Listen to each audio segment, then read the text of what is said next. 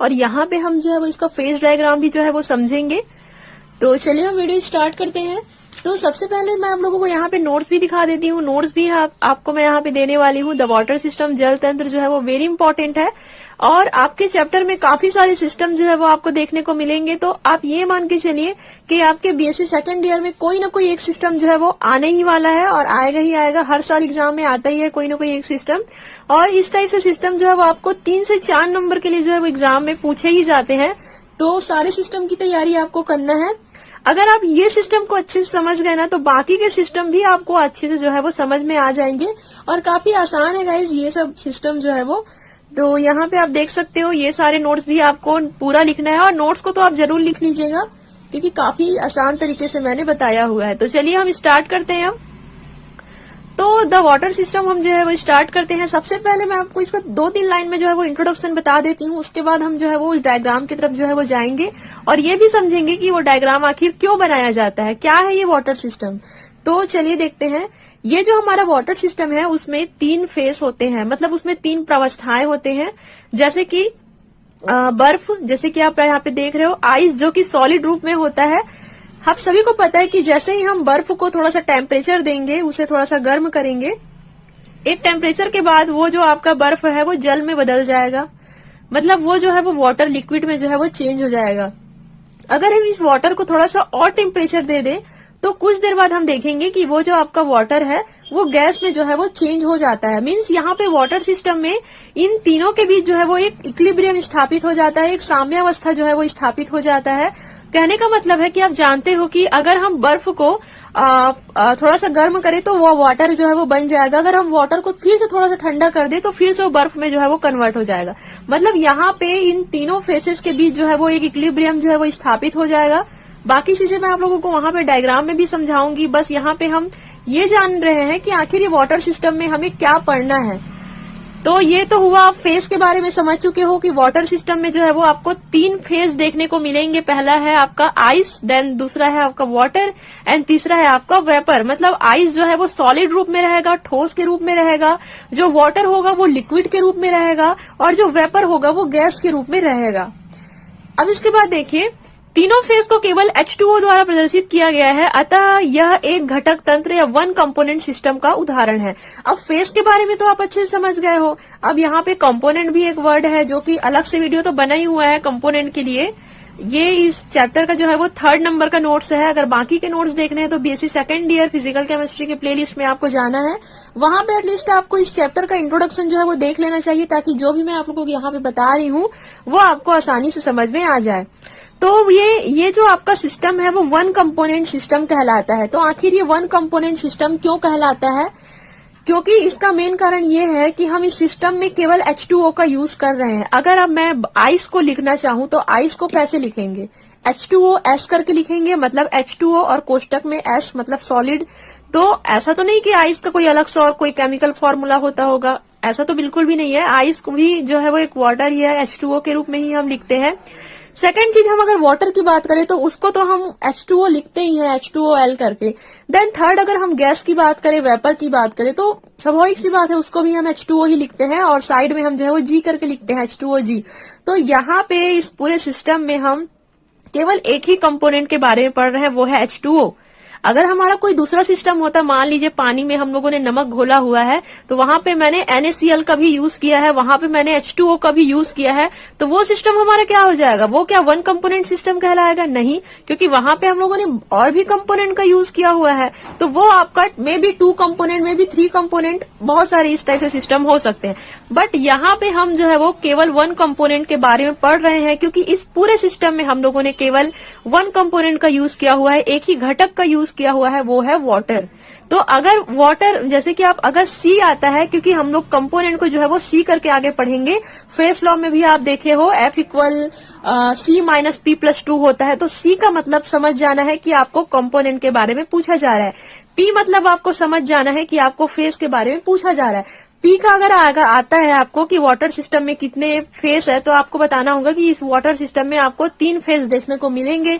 अगर कंपोनेंट पूछा जाता है वाटर सिस्टम में आपको कितने कंपोनेंट यूज हुए हैं, तो आप बताओगे वाटर सिस्टम में केवल एक ही कंपोनेंट, वो है H2O यहाँ पे यूज हुआ। चलिए गाइस, मैं आप लोगों को यहाँ पे फेस डायग्राम के बारे में थोड़ा सा बता देती हूँ क्या क्या आपको यहाँ पे लिखना है। फेस डायग्राम के सबसे नीचे की ओर हम आते हैं। जैसे यहाँ पे आप देख रहे हो, तो यहाँ पे ना हमें टेम्परेचर को जो है वो इंक्लूड करना है। मींस यहाँ पे टेम्परेचर जो है वो कम से ज्यादा की ओर जो है वो बढ़ते जाएगा, ऐसा आपको दिखाना है।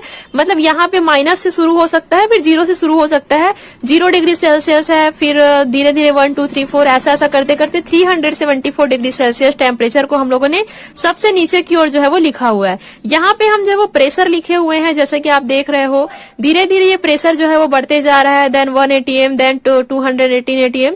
तो ये प्रेशर भी जो है वो धीरे धीरे बढ़ते जा रहा है, और ये जो है वो टेम्परेचर। तो फेस डायग्राम में सबसे पहले आपको समझ आया, सबसे नीचे में आपको क्या लिखना है, टेम्परेचर को इंक्लूड करना है, और इस तरफ आपको जो है वो प्रेशर को लिखना है। तो देखिए ये सब क्या है, मैं आप लोगों को थोड़ा सा यहाँ पे बता देती हूँ। मान लीजिए आपके पास कोई ऐसा कोई कंटेनर है जिसमें जो है वो पिस्टन लगा हुआ है, पिस्टन लगा हुआ ऐसा कोई कंटेनर है जिसमें आप जो है वो प्रेशर को एडजस्टमेंट कर सकते हो। मींस पिस्टन को ऊपर नीचे करके आप यहाँ पे प्रेशर को एडजस्ट कर सकते हो। यहाँ पे नीचे में आप देख रहे हो, यहाँ पे आप टेम्परेचर के लिए, ताकि आप जितना आपको टेम्परेचर की नीड हो उसके अकॉर्डिंग यहाँ पे बर्नर वगैरह भी हम लगा दिए हैं, ताकि यहाँ पे इसे एडजस्ट करके हम यहाँ पे पानी को जो है वो टेम्परेचर दे सके।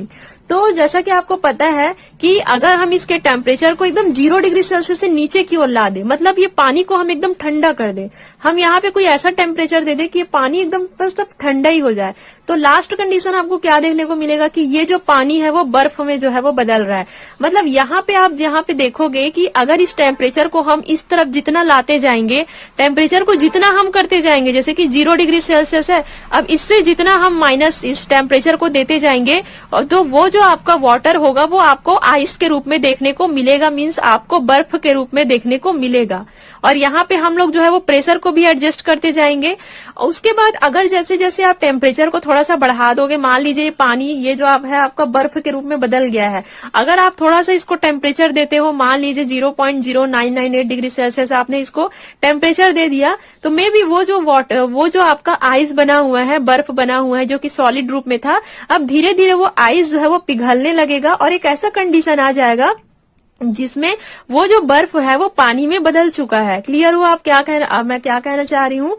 मतलब टेम्परेचर को हम जैसे जैसे एडजस्ट करते जाएंगे, प्रेशर को हम जैसे जैसे एडजस्ट करते जाएंगे, जो पानी है, जो आपका वाटर है, वो पहले बर्फ रहेगा। जितना कम डिग्री सेल्सियस पे रखे हैं हम, वो जितना वो जो है वो आइस है, जैसे जैसे हम उसके टेम्परेचर को बढ़ाते जाते हैं, देन वो वाटर बनेगा।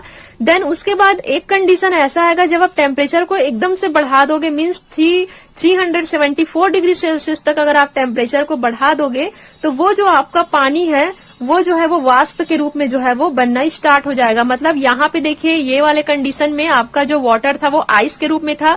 जैसे जैसे आपने टेम्परेचर को बढ़ाया, ये जो आपका वाटर, ये जो आपका पानी था वो पहले पानी बन गया, लिक्विड रूप में आ गया। देन जो आपका H2O है, धीरे धीरे जब हम इसके टेम्परेचर को बढ़ाते गए, फिर वो वाष्प के रूप में जो है वो हमें दिखाई देने लगे। तो क्लियर हुआ इस डायग्राम में मैंने क्या चीज को शो किया हुआ है। हमने फेज डायग्राम में मेन हमको क्या चीज बताना होता है कि कितने डिग्री सेल्सियस में कितने प्रेशर पे, कितने टेम्परेचर पे हम किसी चीज को एडजस्ट करें कि वो जो है वो आइस में कन्वर्ट हो, देन वाटर में कन्वर्ट हो, देन वेपर में कन्वर्ट हो, और एक कंडीशन कोई ऐसा आए जब तीनों चीज हमें देखने को मिले। तो ये चीज हम लोग जो है वो इस डायग्राम के थ्रू जो है वो समझेंगे। क्लियर हुआ आपको? तो डायग्राम में आपको अच्छे समझ में आया कि एक्चुअल में हमें क्या क्या करना है। सभी चीज को मैं आपको बताऊंगी, जितना भी यहाँ कर्व ये वो बन रहा है, सब चीज को हम जो है वो यहाँ पे देखेंगे। तो सबसे पहला कंडीशन आपको यहाँ पे देखना है O और A। मतलब यहाँ पे आप एक कर्व देख रहे हो, एक वक्र देख रहे हो, जो यहाँ O पॉइंट से लेकर के A पॉइंट तक जो है वो खींचा हुआ है, जिसे वेपोराइजेशन कहते हैं। मीन्स यहाँ पे ये वो कंडीशन है जिसमें जो पानी है उसको हम लोग इतना टेम्परेचर अब दे चुके हैं कि वो पानी जो है वो वाष्प में परिवर्तित हो रहा है। मीन्स वो पानी जो है वो वेपर में जो है वो चेंज हो रहा है, जिसे हम वेपोराइजेशन का स्टेट या वेपोराइजेशन का कंडीशन हम कहते हैं। तो अब साथ साथ आपको नोट्स भी लिखते जाना है। तो चलिए फेज डायग्राम हम स्टार्ट करते हैं। तो पहला आप यहाँ पे पॉइंट लिखिए अपने नोट्स में, कर्व AO, वक्र AO, क्योंकि यहाँ पे यहाँ पे मैं केवल आप लोगों ये बाकी चीज को अभी कुछ देर के लिए आप भूल जाइए, केवल आप यहाँ पे ओ और ए के बीच जो है वो आपको फोकस करना है। ये ओ से लेकर के जो कर्व ए है ना, इतना तक आपको फोकस करना है। ये सब भी मैं आपको बताऊंगी धीरे धीरे। तो चलिए पहला पॉइंट आपको यहाँ पे क्या लिखना है, यह वाष्पन वक्र कहलाता है, वेपोराइजेशन कर्व कहलाता है। ये जो आपका कर्व होगा ओ ए कर्व को आप जब डील करोगे तो पहला पॉइंट आपको इसमें लिखना है कि ये ओ ए कर्व जो है वो वेपोराइजेशन कर्व कहलाता है। वेपोराइजेशन कर्व क्यों कहलाता है, क्योंकि यहाँ पे क्या बन रहा है, वेपर बन रहा है। वेपर मतलब क्या होता है, वाष्प होता है। तो वाष्पन वक्र इसे कहा जाता है क्योंकि यहाँ पे पानी जो है वो वाष्प में परिवर्तित हो रहा है। तो पहला पॉइंट आप यहाँ पे लिखना है, यह वाष्पन वक्र या वेपोराइजेशन कर्व कहलाता है। इस कर्व में जल वाष्प साम्य अवस्था में रहते हैं, मीन्स यहाँ पे वाटर और वेपर जो है वो इक्विलिब्रियम में रहते हैं। यहाँ पे आपको ये कहा जा रहा है कि यहाँ पे जो ये जो पॉइंट है, यहाँ से वाटर जो है वो अब धीरे धीरे वाष्प बनना जो है वो शुरू हो रहा है। तो यहाँ पे जल और वाष्प के बीच मतलब वाटर और वेपर के बीच जो है वो इक्विलिब्रियम जो है वो स्थापित होगा। कर्व ओ से स्टार्ट होकर ए पॉइंट पर जो है वो समाप्त हो जाता है। मीन्स यहाँ पे कहा जा रहा है कि ये जो आपका वेपोराइजेशन वाला जो कर्व है, वेपोराइजेशन वाला स्टेट है, वो कहाँ से शुरू होगा, यहाँ पे इस पॉइंट से शुरू होगा, ओ पॉइंट से शुरू होगा और ये ए पर जो है जाकर के खत्म हो जाएगा। आप यहाँ पे टेम्परेचर चेक कर लीजिए, आपने कितना टेम्परेचर रखा होगा कि ये कंडीशन आपको देखने को मिला 0.0098 डिग्री सेल्सियस। और यहाँ पे आपका जो प्रेशर है वो 4.58 mm जो है वो आपका प्रेशर है। मींस इस प्रेशर से जब हम आगे की ओर बढ़ते हैं, इस प्रेशर और इस टेम्परेचर से जब हम आगे की ओर बढ़ते हैं तो ये जो आपका वाटर है वो अब धीरे धीरे वेपर में जो है वो चेंज हो रहा है। तो ये आपका कहलाता है कर्व ओ ए, या जिसे आप कह सकते हो वक्र ए ओ। तो यहाँ पे एक पॉइंट आता है पॉइंट ए, जहां से अगर आप आगे बढ़ोगे, मींस अगर इस टेम्परेचर को आप ज्यादा इंक्रीज कर दोगे तो क्या मतलब ये जो एक इक्विलिब्रियम है वो वहां से खत्म हो जाएगा। मींस तो इसे जो है वो हम क्रिटिकल पॉइंट कहते हैं ए। यहाँ इस 374 डिग्री सेल्सियस से आप आगे की ओर जो है वो नहीं बढ़ सकते हो। और ये जो है वो आपका ए जो है वो क्रिटिकल पॉइंट होता है। अगर आप इससे आगे की ओर बढ़ोगे तो ये आपको इक्विलिब्रियम देखने को नहीं मिलेगा। तो आप ये वाला पॉइंट भी लिख लीजिए, बिंदु ए, जिसे क्रांतिक बिंदु या क्रिटिकल पॉइंट कहा जाता है। मतलब ये जो आपका पॉइंट है पॉइंट ए, इसे हम जो है वो क्रिटिकल पॉइंट कहते हैं। तो क्रिटिकल पॉइंट के लिए आप पहला पॉइंट यहाँ पे लिख सकते हो, इस पॉइंट पर टेम्परेचर 374 डिग्री सेल्सियस तथा प्रेशर 217.5 ATM रहता है।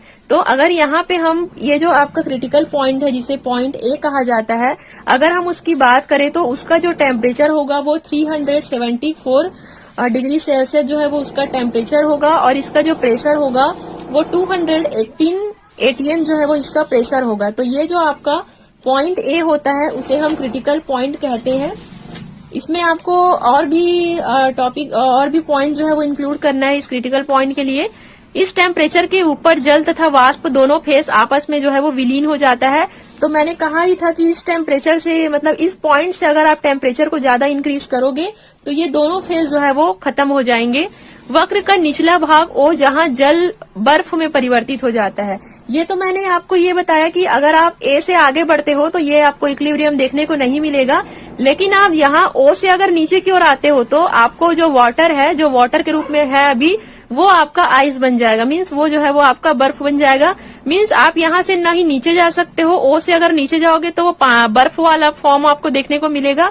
ए से अगर इधर आप आगे जाओगे तो ये इक्विलिब्रियम ही यहाँ से एंड हो जाएगा। तो मेन जो आपका मेन कर्व है वो है ओ से ए, जिसे हम वेपोराइजेशन फेज कहते हैं।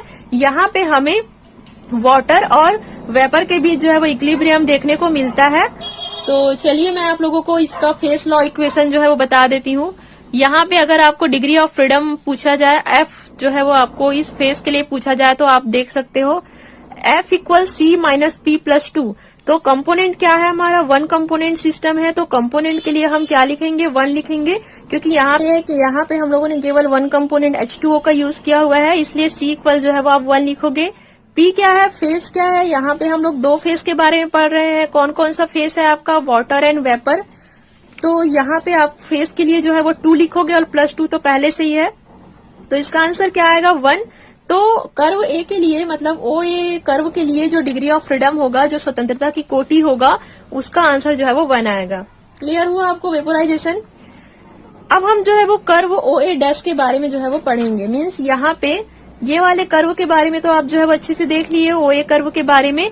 अब हम लोग जो है वो ये वाले कर्व के बारे में पढ़ेंगे जिसे ओ ए डैश कर्व जो है वो कहा जाता है। एक काम करते हैं, ये जो ओ ए डैश है ना, उसके बारे में आप लोगों को लास्ट में बताऊंगी, क्योंकि अब ये जो मेन 3 कर्व है ना, वो अगर आप अच्छे से समझ गए तो ये लास्ट वाला भी आप अच्छे से समझ जाओगे। तो ये जो ओ ए डैश है उसका मैं आप लोगों को लास्ट में बताऊंगी। पहले मैं जो है वो आपको ओ बी कर्व के बारे में बता देती हूँ, जिसे सब्लिमेशन जो है वो कहा जाता है। तो चलिए हम ओ बी कर्व जो है वो स्टार्ट कर लेते हैं। तो ओ बी कर्व में क्या होगा, देखिए यह ऊर्ध्वपातन या सब्लिमेशन कर्व कहलाता है। तो अगर आप कर्व ओ बी के बारे में देख रहे हो तो पहला पॉइंट आप यहाँ पे लिखना, ये जो आपका कर्व होता है वो सब्लिमेशन कर्व कहलाता है। इस कर्व में सॉलिड तथा जल वाष्प जो है वो साम्यावस्था में रहते हैं। मतलब ये जो आपका कर्व होगा उसमें बर्फ और गैस जो है वो इक्विलिब्रियम में रहेंगे। मीन्स ये जो आपका ओ बी कर्व होगा उसमें जो है वो वेपर और बर्फ, मतलब जैसा कि आपको पता है कि आप जो है वो जब टेम्परेचर को धीरे धीरे कम करते जाओगे तो वो एक ऐसा कंडीशन आएगा जब पानी जो है वो बहुत ही ज्यादा ठंडा होते जाएगा और वो बर्फ में जो है वो चेंज होते जाएगा। मीन्स यहाँ पे ये आप देख रहे हो वेपर और बर्फ के बीच में जो है वो यहाँ पे इक्विलिब्रियम स्थापित हो रहा है, इसलिए हम इसे जो है वो सब्लिमेशन कर्व जो है वो कहते हैं। और एक कंडीशन ऐसा आएगा जब यहाँ पे आप पॉइंट बी देख रहे हो, इससे अगर आप आगे की ओर बढ़ोगे ना तो ये पूरा आइस बन जाएगा। जो आपका बर्फ और वेपर के बीच में जो यहाँ पे इक्विलिब्रियम है वो खत्म हो जाएगा और टेम्परेचर को अगर आप ज्यादा करोगे तो वो जो आपका वाटर है वो जो आपका बहुत ठंडा पानी है वो जो है वो बर्फ में जो है वो परिवर्तित हो जाएगा। तो यहाँ पे यही कहा जा रहा है कि पॉइंट बी पर वाष्प समाप्त हो जाती है तथा केवल बर्फ ही शेष रह जाता है। तो अगर आप कर्व बी के लिए पढ़ रहे हो तो चलिए हम इसका डिग्री ऑफ फ्रीडम देख लेते हैं। सेम फॉर्मूला यहाँ पे भी अप्लाई होगा, F equal C minus P plus 2। तो कंपोनेंट कितना है, 1 कंपोनेंट है H2O और फेस कितना है, 2 है। 2 फेस आपको देखने को मिल रहा है। पहला क्या, आइस, और दूसरा जो है वो वेपर, मतलब सॉलिड और गैसियस फॉर्म यहाँ पे आपको देखने का मिल रहा है। तो फेस के लिए आप 2 लिखोगे और ये 2 तो पहले से ही है और इसका आंसर जो है 1 आएगा।